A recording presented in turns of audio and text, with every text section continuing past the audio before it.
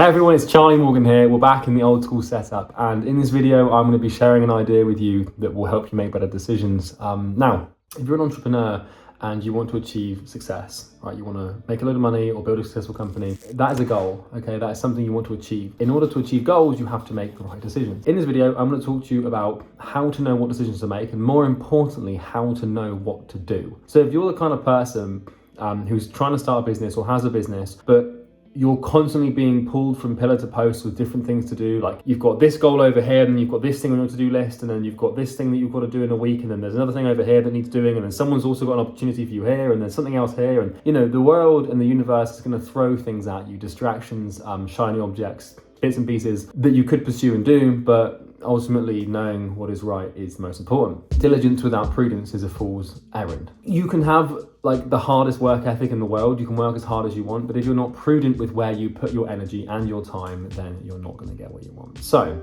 my name's Charlie Morgan. My current goal is to build an 8-figure company, doing around $500,000 a month at the moment, but my North Star, which we'll talk about in a second, my goal is to make $1 million a month with one product, okay? The lean team with at least 60% margins. To get what you want, you have to know what you want, because a lot of people, they want success, or they want to grow, or they want to make money, but until they define a tangible end, right, they struggle with the means. And what that means is he who has a why can bear almost any how. So if you say you want to be rich, but you don't put a specific number on it, or if you say you want to be successful, but you don't clarify exactly what that means, you're going to fall off in your journey because you haven't got something concrete to tie yourself to, okay? Goals need to be crystal. They need to be very solid and tangible.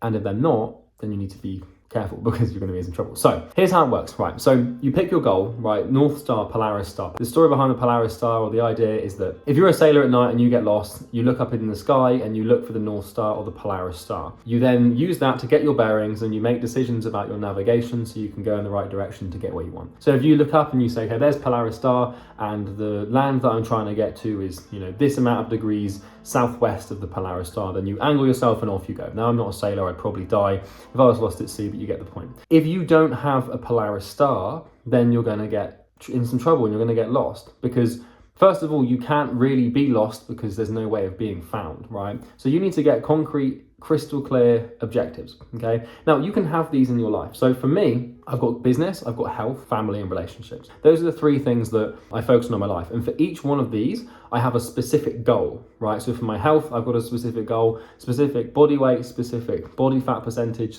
specific tangible way of feeling, for example. For my business, obviously, it's $1 million a month. And then for my family and relationships and stuff, I'll leave that out because it's a bit personal. In every area of your life, you've got the option to make decisions and take actions, right? So let's just take business. You need to define what you want to do, right? So what is the goal? What just in one sentence, it shouldn't be that you shouldn't tie on a time frame to it, because time frames are just silly. Just basically say, I want to make $10,000 a month, I want to make $100,000 a month, I want to make $1 million a month, I want to have this amount of money in my bank account. Just pick something concrete, and the simpler, the better. Because as soon as you start saying, I want to make $1 million a month, and then I want to do it within this time frame with this condition and this condition, this condition, this condition, you stack too many conditions against the goal, which basically paralyzes your ability to believe it's even possible. So for me, the only condition I have is $1 million a month with one product. Now, I also said 60% margin. So there's two conditions there, but ultimately there's no point in me making $1 million a month if I'm not making good margins, right? Or if I'm doing it with huge operational complexity, which comes from multiple products.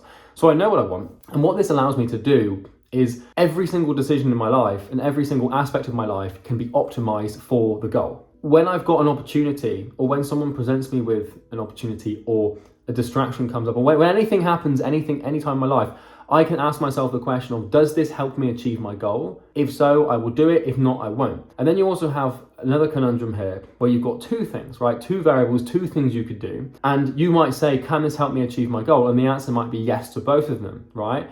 But then you have to ask yourself, well, which one is more likely to help me achieve my goal? Or which one will have more leverage or more impact? Or which one has more asymmetric effect on my ability to achieve my goal? And then you pick that one, right? So, you know, if right now in your life, you feel lost, you feel down, you feel confused, you feel chaotic, usually it's just because you haven't got a trajectory.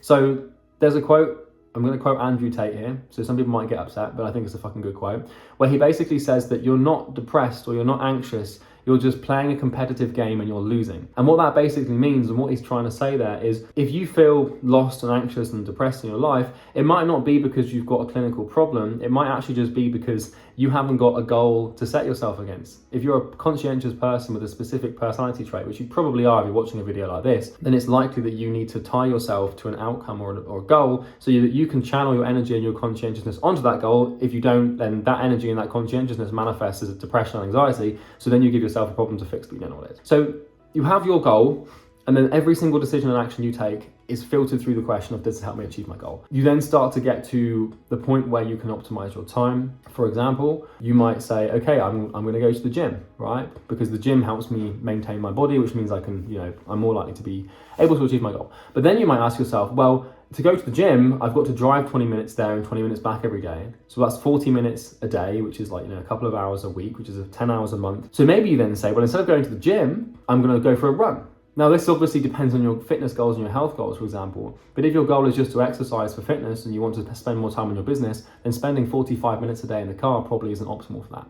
So then you need to start making sacrifices and asking these decisions. Another example is, let's say that I've got to do a program recording in the afternoon, right, for my business, right, for my clients, if I'm recording content. So I've then got the question of, well, what do I have for lunch? I've got a decision to make. I can decide between something that's light and not hugely high in calories or carbs, or I can decide for something that's quite high and maybe gluten or carbs or whatever. I know that if I go for the higher calorie, more dense meal, my stomach will be digesting stuff, maybe there'll be some inflammation, some brain fog, and that will hinder my ability to make a banging recording. So then every little decision you make, this literally how I filter every single decision in my life. With everything that I do, with who I hang out with, what I do, where I go, does doing this help me achieve my goal in some way, shape or form? And if so, how much? And then once you've identified the activities that really help you achieve your goal and really move the needle, those are the things that should be done over and over and over and over again. An example of that for me is meditation. Every morning, 20 minutes meditation, it works incredibly well. You could say, oh, well, that 20 minutes could be spent on the business, but by spending 20 minutes meditating, it's like a force multiplier for my focus, which means that every hour of my work is actually probably the equivalent to 3 hours of a normal person's work because of the amount of focus I have. The other sort of Polaris stars you can have are values, where you can have a goal and you can have a tangible, concrete future state that you want to achieve.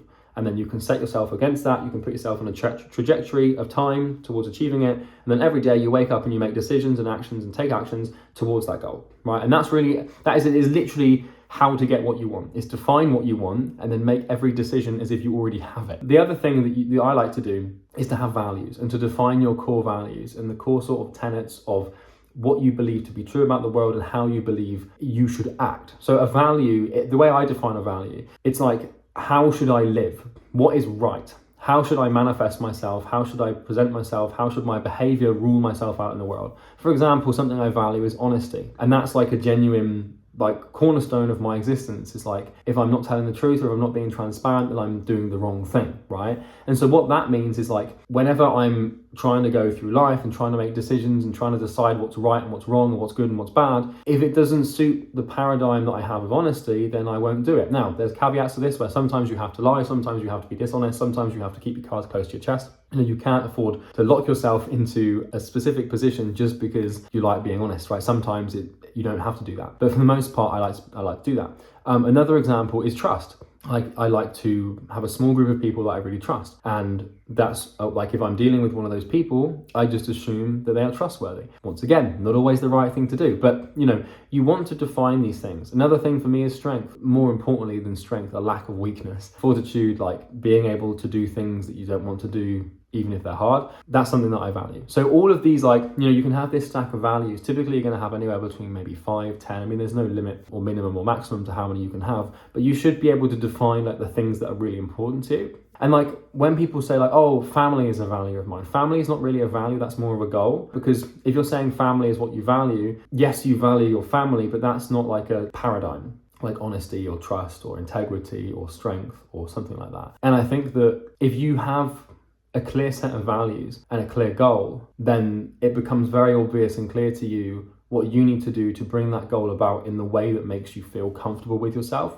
Because you could say your goal is to have $1 million a month business, but if you haven't got solid values, then you're going to achieve that in a way that you might not be comfortable with. And then by the time you get to the $1 million a month, you're going to be miserable because you've either done something really wrong. Maybe, for example, if you haven't got strong values, maybe you cheat and lie and manipulate and do all sorts of bad things to get to that point, and then you're going to feel bad about yourself. I'm telling you, if I was making $1 million a month selling drugs, I'd be miserable because I know how horrible that can be for people who are addicted to drugs and I'm facilitating that addiction. Whereas if you value helping people, which is something that I value, I'm trying not to virtue signal here, by the way, but like truly that is one of the things that I value, is taking responsibility for people close to me and people inside of my audience and helping them navigate towards places they want to be. If I value that, then I can't try to achieve what I want to achieve in a way that is out of alignment with that value. And so the ability for me to make decisions and be able to make clear-cut, predictable, consistent, steady progress towards my goal in the right way is very easy for me, because I've got this defined. Now, it took me probably like 5 years to really define my values, and they probably will shift and change as I progress. But ultimately, this is how I am achieving what I want to achieve. And I think that if you want to know how to get what you want, you just define it, then you define like what you think is right, and then you just marry those two things together and start making decisions and taking actions in accordance with it. And then all you have to do is leave a strong elapsement of time, and then you'll have what you want. It's pretty simple. So that's everything for this video. Now, if you are an agency owner, coach, or consultant and you want more clients, click the first link in the description. It's a sales page. There's something that's going to try and sell you something. I don't mind if you click it or not, but if you are struggling to acquire new clients and appointments and stuff, then just click that link. But if you did enjoy this, do the liking thing, subscribe, comment, blah, blah, blah. If you did like it because it shows the algorithm that you like this sort of content, which is helpful, which means that YouTube will show you more stuff like this that ultimately helps you achieve your goal. So have a good day. Talk to you later. Cheers.